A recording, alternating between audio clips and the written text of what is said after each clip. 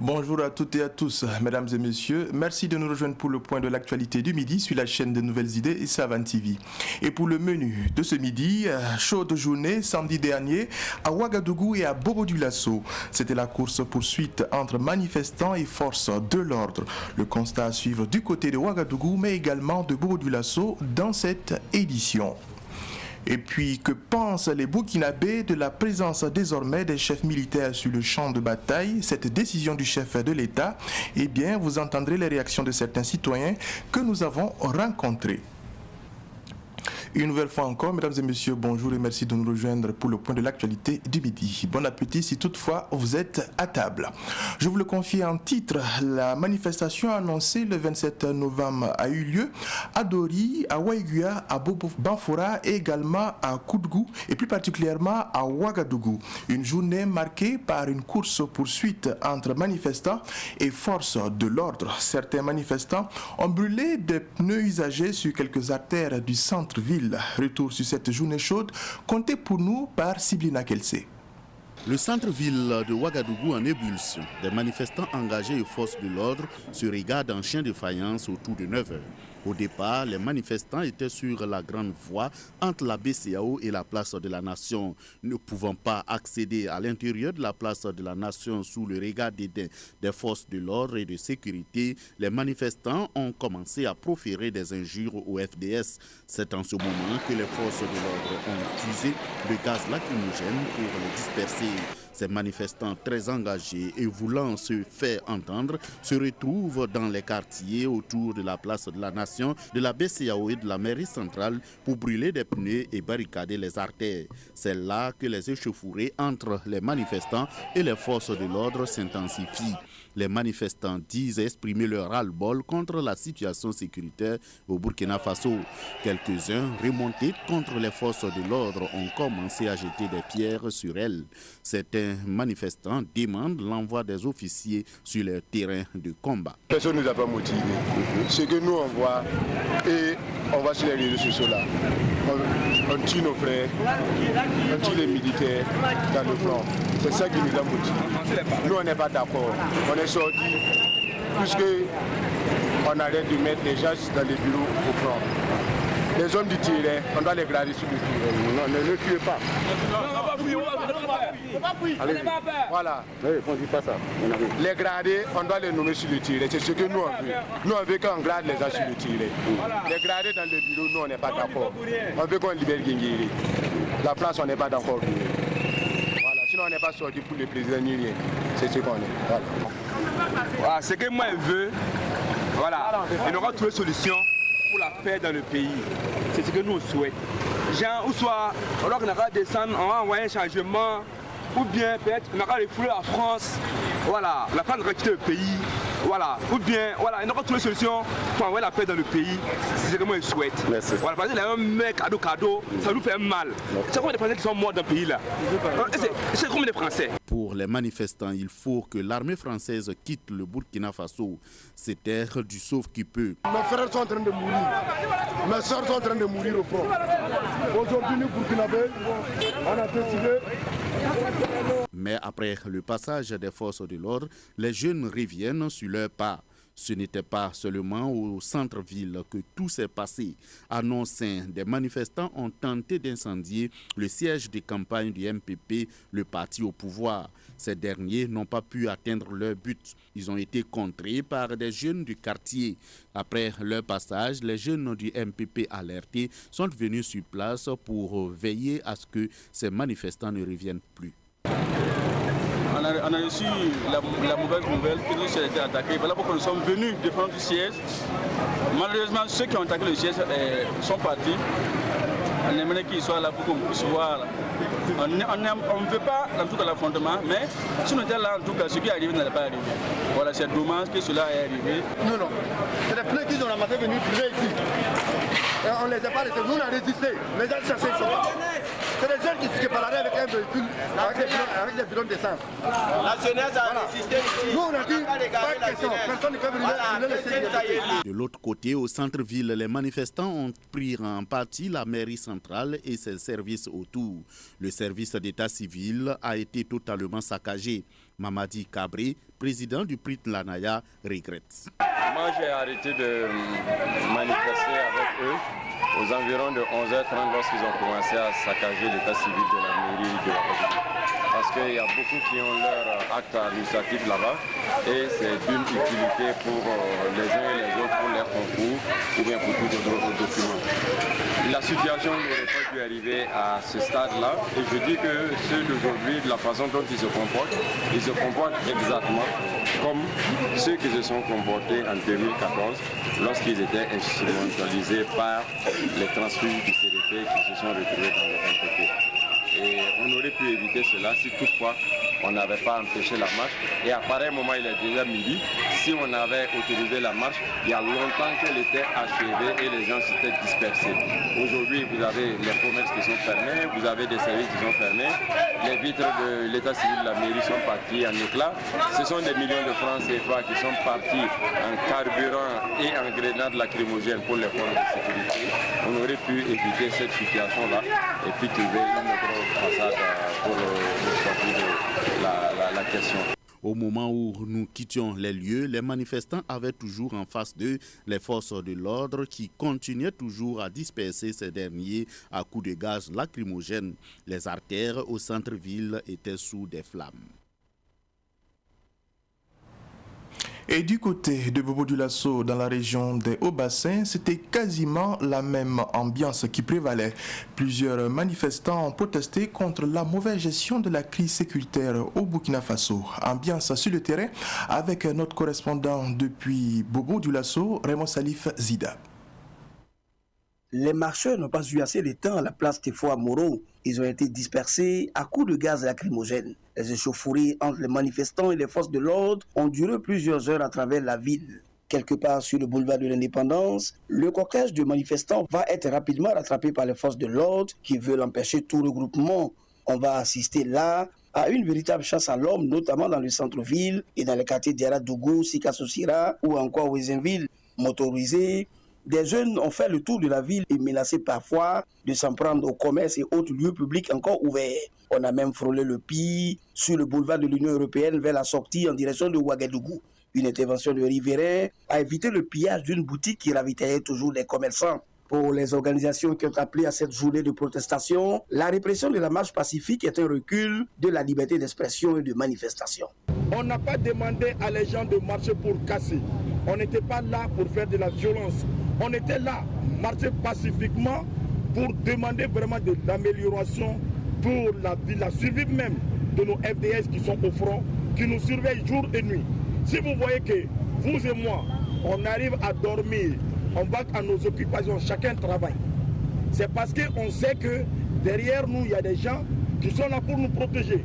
Et je ne peux pas comprendre pourquoi ils vont envoyer ces personnes au front sans nourriture ni rien. Et ils vont les tuer. C'est ça qui nous a vraiment révoltés. Et nous, on est là aujourd'hui pour les soutenir. Ils sortent pour nous gazer. Vraiment, on est vraiment découragés, on est vraiment déçus. Même si les choses ne se sont pas passées comme ils le voulaient, les organisateurs de la marche ne comptent pas de sitôt baisser la garde. On va retourner et puis essayer aussi de nous organiser à nouveau. S'il y a des changements, il n'y a pas de souci. Mais tant qu'il n'y a pas de changement, on ne va pas laisser faire. Comme dans la capitale, la ville de Sia a connu également une ambiance chaude, obligeant banques, stations-service et le marché central à fermer. Plusieurs organisations de la société civile ont appelé samedi 27 novembre 2021 à une marche pour réclamer une meilleure gouvernance sécuritaire dans un pays en proie à une spirale terroriste. Le calme est revenu dans la soirée de la marche, comme pour dire que la vie doit aussi reprendre. Et puis la température était toujours forte le week-end écoulé avec cette fois-ci un incendie déclaré qui a décimé un des magasins de la centrale d'achat des médicaments essentiels et consommables médicaux, Kameg, du côté de Ouagadougou, hier aux environs de 14h30 minutes. Tous les produits qui s'y trouvaient au sein justement du magasin ont été consumés par les flammes. Le constat pour nous avec Issa Oumarati.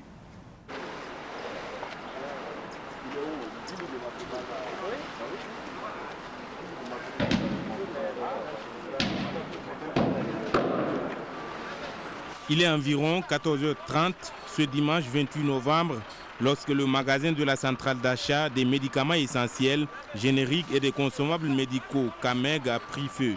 6 heures, c'est le temps mis par les soldats du feu pour contenir l'incendie sous les regards impuissants des ministres de la Santé et de l'administration territoriale. L'affliction, la désolation et la consternation se lisaient sur le visage des employés de la Cameg. L'incendie a décimé le magasin qui contenait des médicaments essentiels, mais il n'y aura pas de rupture des médicaments dans les pharmacies, rassure le chef du département de la santé, Charlemagne Ouedraogo. C'est un sentiment de tristesse parce que nous avons un magasin qui contenait des produits assez essentiels pour fournir les services de santé qui est parti en feu complètement. Et donc nous avons, grâce au concours des sapeurs-pompiers et également d'autres au niveau de l'aéroport, nous avons pu contenir donc, le feu que vous voyez. Et nous allons faire le point des dégâts plus tard, mais c'est un magasin qui faisait 3000 m3. C'est le plus petit magasin parmi les magasins de la Cameg. On rappelle que la Cameg a un volume d'environ 45 000 m3 qui ont tous des produits sur toute l'étendue du territoire. Et le magasin qui a pris feu, c'est le plus petit magasin, 3000 m3, qui avait quand même un certain nombre de produits essentiels pour la fourniture des soins. Et ce magasin ravitaillait un certain nombre d'hôpitaux et des pharmacies privées, mais le relais sera pris par les autres magasins qui existent non seulement à Ouagadougou, mais dans les autres provinces. Nous allons également nous appuyer également sur les grossistes privés qui apportent un soutien au ministère de la Santé pour qu'il n'y ait pas de pénurie en produits de santé au niveau des formations sanitaires. Si le feu a été maîtrisé, c'est aussi grâce en partie à l'apport des sapeurs-pompiers de l'aéroport qui ont prêté main forte à leurs frères de la BNSP. La Brigade nationale des sapeurs-pompiers a déployé de gros moyens sur le terrain, mais elle a été handicapée dans son travail par le manque d'eau. Alors comme vous le voyez, depuis 14h30, nous faisons face à ce violent feu de magasin. C'est un magasin de la Cameg, donc des produits pharmaceutiques qui sont en feu. Et comme vous le savez, qui dit produits pharmaceutiques parle de produits chimiques et dont l'extinction demande une attention particulière. Il ne faudra pas donc exposer les intervenants. Les difficultés que nous avons actuellement, vous le constatez avec nous, c'est le problème d'eau. Nous n'avons plus d'eau dans la zone, donc nos véhicules sont obligés de faire des différentes nourrières pour se ravitailler en eau. Il y a aussi les dispositions constitutives du bâtiment en termes de stockage et l'accessibilité des différentes façades de ce bâtiment-là. Mais quoi qu'on dise, le feu est en train de baisser en intensité parce qu'il faut le dire, le potentiel calorifique était très élevé et nous avons donc pu faire baisser le feu en intensité. Ni la direction de la Cameg, ni la police scientifique qui était sur le terrain n'ont pu identifier les causes exactes du feu dans l'immédiat. Autre sujet, pourquoi l'armée burkinabé n'arrive-t-elle pas à contenir les attaques terroristes? Ne dispose-t-elle pas de matériel adéquat et également suffisant? Qui attaque réellement? Ce sont entre autres préoccupations des élus nationaux soumises au ministre en charge de la sécurité et à celui de la défense. Des préoccupations qui ont trouvé réponse au cours d'un tête-à-tête à l'Assemblée nationale le vendredi dernier. Le point pour nous avec Germaine Farama et Fatih Sankara. Comme il fallait s'y attendre, la question de l'équipement des FDS a été l'une des préoccupations majeures des députés. L'armée burkinabé est-elle suffisamment équipée? En ce qui concerne l'armement, il faut savoir que l'armement utilisé par les groupes armés terroristes, c'est peut-être une impression que les gens, parfois aussi c'est une campagne de, j'allais dire, campagne d'intoxication qui fait croire qu'ils ont des armes sophistiquées plus que celles qu'utilisent les FDS. Non. C'est de l'armement sur plusieurs gammes qui sont également en service chez nous. Mais les FDS ont des gammes d'armement du plus simple, donc le fusil, ou le pistolet automatique, jusqu'à des armes de très très grande capacité. Et donc, nous avons des gammes d'armements qui sont de très haut niveau, mais qu'on utilise selon donc les missions et dans des contextes précis. Donc c'est cela. Mais comme on le dit, parfois, effectivement, donc, il arrive que lorsqu'il y a une concentration de force, effectivement, ça peut délivrer une puissance de feu, laissant croire que c'est des armes qui sont plus puissantes, mais c'est simplement un effet donc, de concentration de force. Le ravitaillement des FDS, de même que leurs primes, ont aussi été régulièrement soulevés. À ce niveau, Barthélemy Saint-Paulé reconnaît les failles, mais rassure qu'elles seront corrigées. Les difficultés que rencontrent les VDP n'ont pas été occultées. Nous avons fait une évaluation des VDP, donc pour voir un peu comment ça fonctionne ici et là.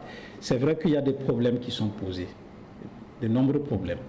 Et donc nous sommes dans la révision donc, de leur cadre d'emploi, voir quel est leur meilleur ancrage vis-à-vis donc des FDS.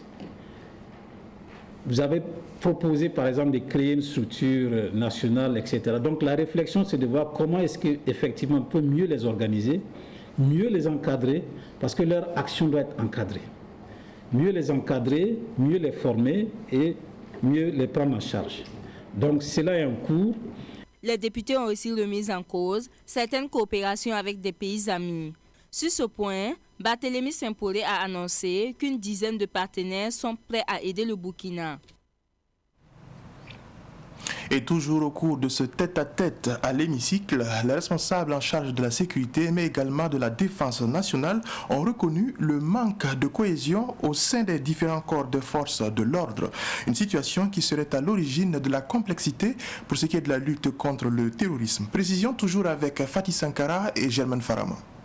De cette audition des ministres de la Défense et de la Sécurité, plusieurs faiblesses liées à la gestion des FDS ont été exposées. L'absence d'une cohésion au sein des corps est en majeure partie à l'origine de la non-maîtrise de la situation sécuritaire, selon le ministre de la Défense, Barthélemy Saint-Paulé. En ce qui concerne la cohésion interne des forces armées nationales, il faut noter qu'en dépit des efforts faits par le commandement militaire pour la renforcer, celle-ci a bien souvent été malmenée par les contingences de la vie politique nationale et la vie interne des armées. À l'heure actuelle, la cohésion interne des armées nécessite un renforcement continuel. La plus importante des choses, c'est la cohésion interne.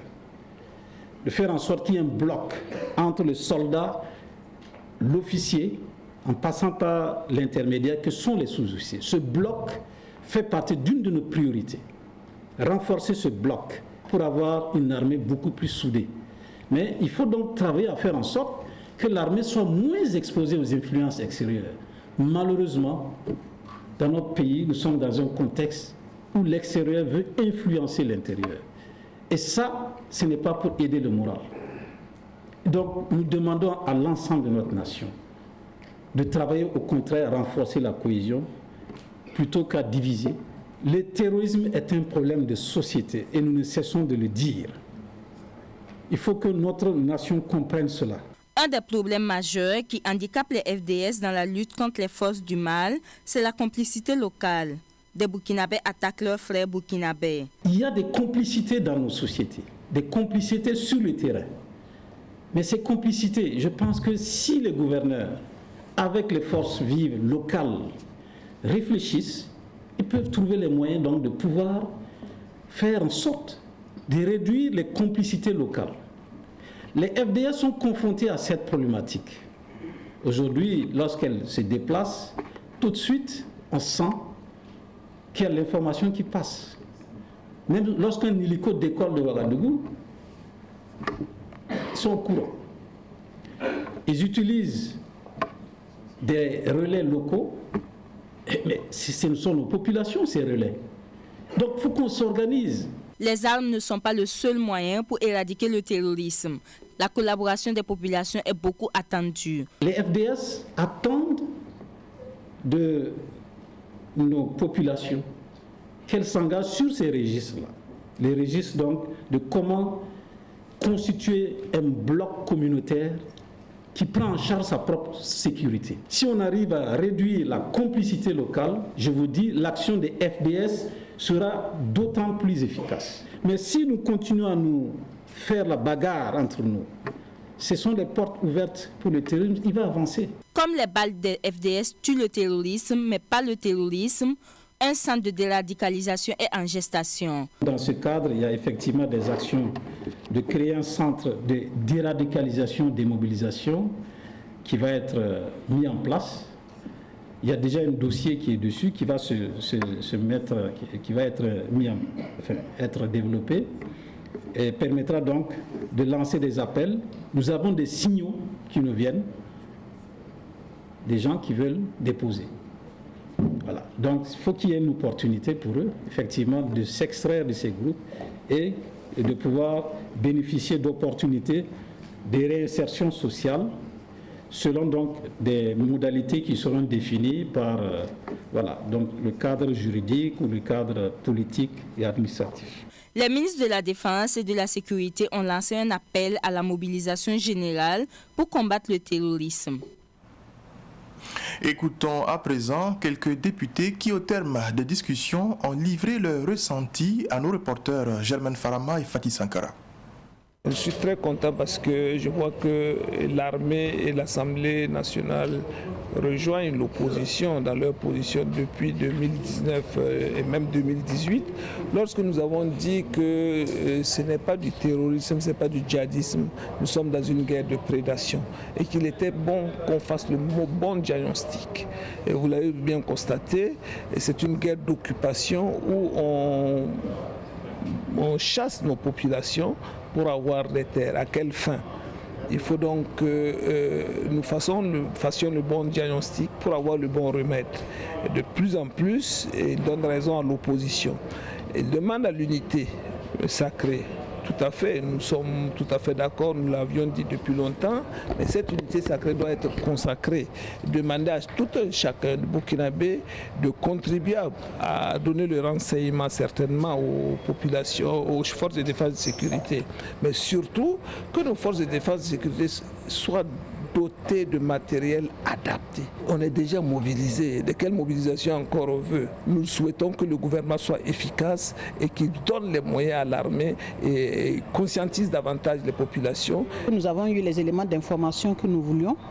Nous avons eu les éléments d'éclaircissement que nous voulons. Et ces éléments, je pense également, sont des éléments que la population aussi voulait entendre. Parce que vous savez que tous les questionnements que nous avons posés ce soir, et toutes les préoccupations que nous avons posées ce soir, ce sont des préoccupations également qui sont des préoccupations des populations.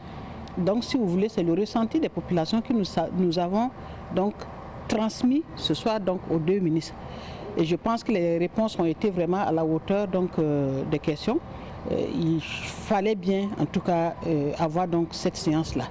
Et je tire mon chapeau donc au président de l'Assemblée nationale. Et je dois dire que les réponses qui ont été apportées sont des réponses aussi qui ont été données dans un esprit de franchise et de sincérité. Ça montre le travail qui est en train d'être fait.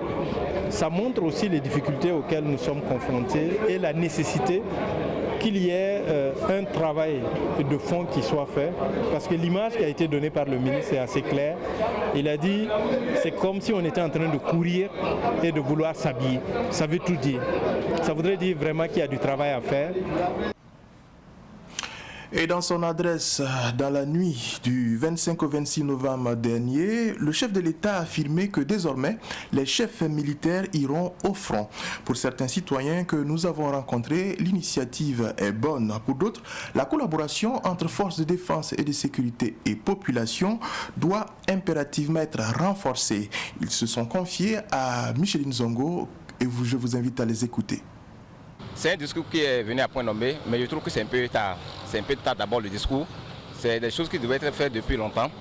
C'est vrai qu'il a eu le courage, il a eu la détermination, il a eu la bravoure à le faire, mais moi je trouve que c'est un peu tard. Maintenant si je dois parler du discours, je vais dire que bon, c'est bien d'envoyer les FDS comme il a dit, mais je trouve que d'abord l'idéal c'est d'abord de rencontrer d'abord les FDS tout entiers et parler avec eux Et si possible, tenir une rencontre, si on va l'appeler à huis clos, avec eux, afin de définir les problèmes auxquels ils sont confrontés généralement. Parce que moi je trouve que, et même si on prend cette disposition, même si on prend cette disposition-là, ça ne va pas résoudre complètement le problème. Non, non, non. Il faudra tenir un discours à fond nommé avec les FDS afin de définir les problèmes. Vraiment, j'ai été content de ce qu'il a dit. Et je veux aussi, de ce qu'il a dit, qu'il puisse l'appliquer. Parce qu'il nous a promis beaucoup de choses qu'il n'a pas fait. Mais ça, on espère que non. Compte tenu des problèmes qui sont venus de gauche à droite, on pense que non, il va essayer d'appliquer. Mais s'il n'applique pas, on n'est pas content avec lui. Mais s'il applique, le peuple burkinabé est avec lui. Je ne connais pas très bien l'hierarchie militaire, mais avec les événements que nous voyons dans les autres pays, les chefs militaires sont plus dans le front, c'est-à-dire devant la situation plus que être dans un bureau. S'il a décidé ainsi d'amener les chefs militaires au front, je pense même qu'il a réfléchi, la décision a été mûrie et je trouve que c'est très bon. Les chefs au milieu de la troupe, je trouve que ça va conscientiser, ça va donner encore de la force aux jeunes gens qui étaient un peu découragés avec la situation de la nation à aller encore de l'avant. Voilà, je trouve que c'est une décision à encourager, à envoyer les chefs militaires au front. Cette fois-ci, nous ne voulons pas que ça soit vraiment un discours creux, parce que si son staff lui fait savoir que vraiment tout va bien, il n'a qu'à aller sur le terrain pour constater lui-même que rien ne va au Burkina Faso. On n'attendait que ça. Parce que si aujourd'hui on est colonel ou bien on est général et on dort paisiblement vraiment sur son bunker et sans pour autant quand même donner un coup de main à ceux-là qui se battent corps et âme contre vraiment cette force du mal, je pense que ça n'a pas sa raison d'être. Donc forcément il faut que ces personnes-là qui sont gradées, c'est ça qui donne vraiment qui peut en tout cas redonner quand même confiance à nos hommes et à tous les Burkinabés. Donc je pense que redéployer vraiment ces généraux sur le terrain, bon, je pense que les Burkinabés attendaient justement cette proposition. Réaction des citoyens sur la présence des chefs militaires désormais au front. Un message ou sinon un reportage signé Micheline Zongo, avec qui nous restons pour parler d'un autre sujet. 20 jeunes prêts à se lancer dans le métier d'entrepreneur. Ils ont été choisis dans le cadre du projet d'incubation de start-up lancé par le Fonds de développement culturel et touristique. La cérémonie de clôture est intervenue vendredi dernier et comme je vous l'indiquais en présence de Micheline Zongo. Ces 20 entrepreneurs sont issus des secteurs de la communication et du marketing digital, de la restauration, de l'audiovisuel, de l'événementiel et de l'administration culturelle. Ils ont depuis le mois d'août appris les fondamentaux d'un bon entrepreneur. Le Fonds de développement culturel et touristique FDCT, celui-là même qui a lancé cet appel à projet, se dit satisfait de la concrétisation de ce projet. L'objectif, c'est de développer le secteur, c'est de créer des emplois, c'est de contribuer à développer l'entrepreneuriat, à la production d'œuvres, en tout cas culturelles de façon générale. Voilà, donc on peut dire que c'est un pas vers l'atteinte de nos objectifs. En tout cas, on a été très satisfaits de la mise en œuvre de ce projet-là. Quant aux nouveaux venus dans l'entrepreneuriat, ils se disent prêts pour affronter ce nouveau challenge. Nous sommes prêts pour aller sur le terrain, mais en même temps, nous sommes humbles et nous savons aller en toute humilité vers nos aînés pour pouvoir apprendre davantage. La marraine Valérie Kaboré s'adresse à ses filleuls par des conseils. C'est des engagements qu'ils ont pris et de créer des entreprises. Donc tout ce qu'on peut leur dire, c'est d'avoir un sacré courage, être engagé, croire à leur idéal et travailler dans la franchise et dans l'abnégation pour avancer dans ce qu'ils font. Et ne jamais baisser les bras, parce que l'entrepreneuriat, c'est un chemin truffé d'embûches. Ces 20 entrepreneurs sortent de cette formation avec les équipements nécessaires pour le bon déroulement de leurs entreprises, a affirmé l'un des formateurs, Salif Sanfo. Ce projet d'incubation a été réalisé par la structure Challenge Communication. Et avant de nous quitter, mesdames et messieurs, pour ce midi, notre pensée va à l'endroit des victimes du saccage des services de l'état civil de la mairie de la ville de Ouagadougou. Et ces victimes, c'est bien sûr les agents du dit service, mais également les citoyens qui avaient leurs documents au sein de ce service. C'est ici que prend fin cette édition. Merci à vous qui avez été des nôtres. Très bonne suite en compagnie de nos programmes.